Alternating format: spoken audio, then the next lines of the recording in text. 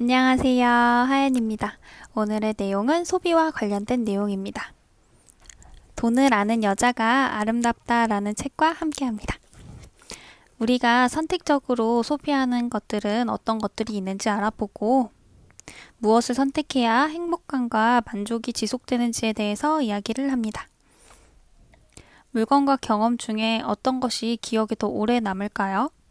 작년 3월에 코타키나발루로 여행을 다녀왔는데 그 당시에 느꼈던 바람, 해변, 석양, 그리고 경험했던 풍경과 그 느낌은 지금도 기억이 생생한데요. 하지만 저는 작년 3월경 제가 무엇을 구매했는지에 대한 기억은 거의 없습니다. 나에게 오랜 시간 만족을 주는 것은 물건이 아니라 경험이라는 거죠. 그렇다면 경험에는 어떤 종류가 있을까요? 앞에 이야기한 여행, 무언가를 배울 수 있는 학원, 다른 사람의 지혜의 정수가 들어있는 책, 영감을 주는 미술관, 스트레스를 날려버리는 콘서트, 감동적인 공연과 연극 등 내 영혼을 풍성하게 할 수 있는 경험들입니다. 그리고 아이들에게 사줘야 될 것은 사탕과 초콜릿, 장난감이 아니라 밀가루 놀이 체험, 쿠킹 클래스, 발레 학원, 엄마 아빠와 함께 가는 딸기 축제, 도서관, 미술관, 그리고 숲, 자연, 식물원, 물놀이, 한여름의 해수욕장, 워터파크, 휴양지 등 상관없이 이런 것들을 경험하고 느끼게 해줘야 된다는 거죠.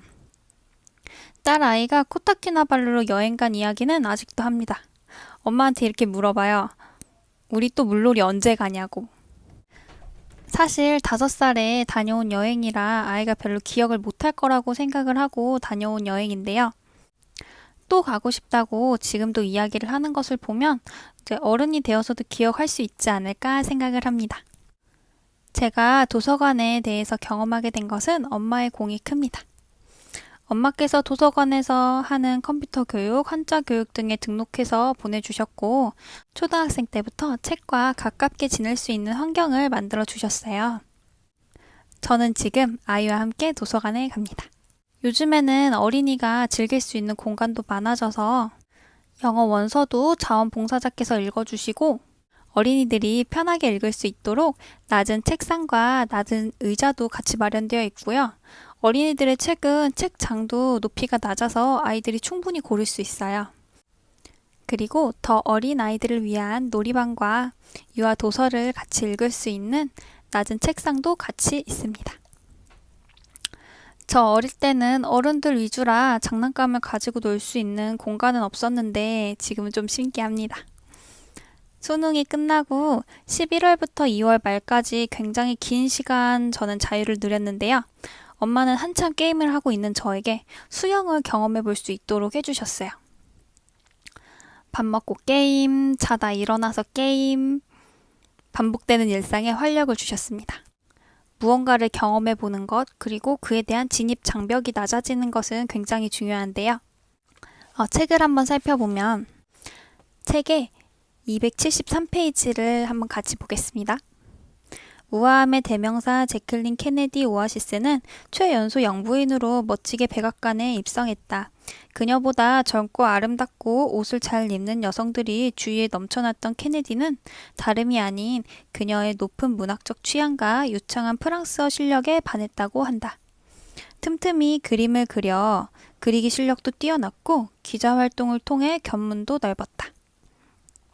제클린이 케네디와 결혼했을 때는 겨우 31세에 불과했다.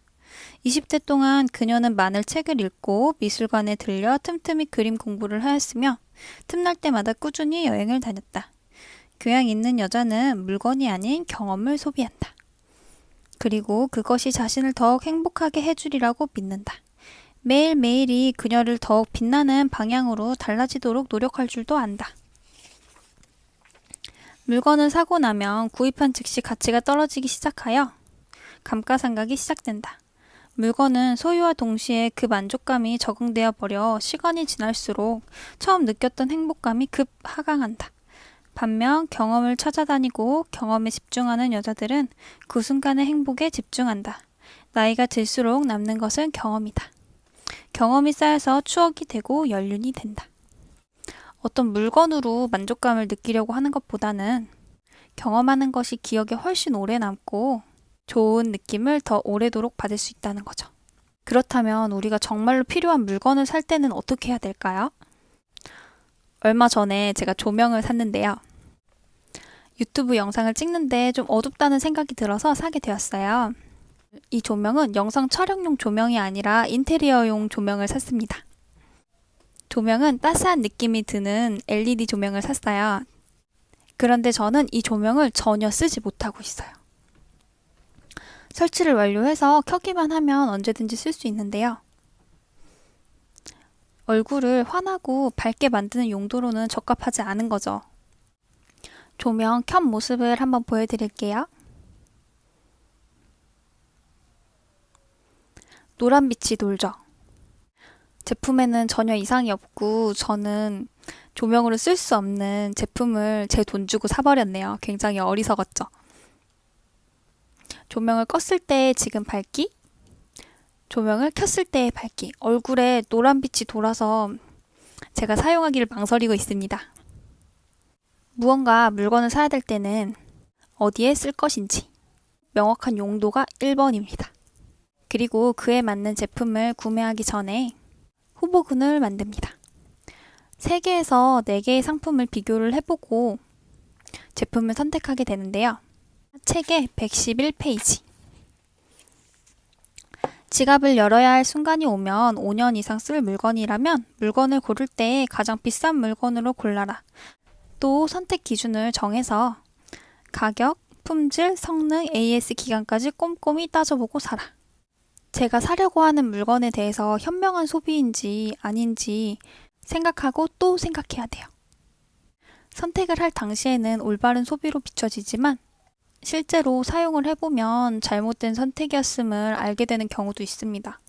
사야 할 것의 리스트를 만들고 그 중에 제일 좋은 것을 고르고 만일 돈이 부족하다면 그 돈이 모일 때까지 기다려서 물건을 구매하는 것. 하지만 너무 급하게 필요하다면 신용카드 할부를 이용하여 구매하는 방법도 고려해야 합니다.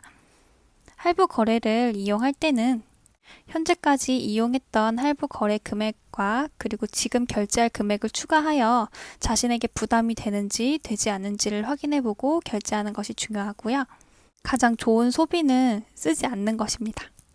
거의 대부분의 사람들이 적게 생각하고 물건을 사고 나중에 그 물건을 처리하는데 골치를 썩게 되죠. 버리는 것도 비용이 든다는 점을 인식하고 현명한 소비를 하셨으면 좋겠습니다. 좋아요와 구독하기 눌러주세요. 감사합니다.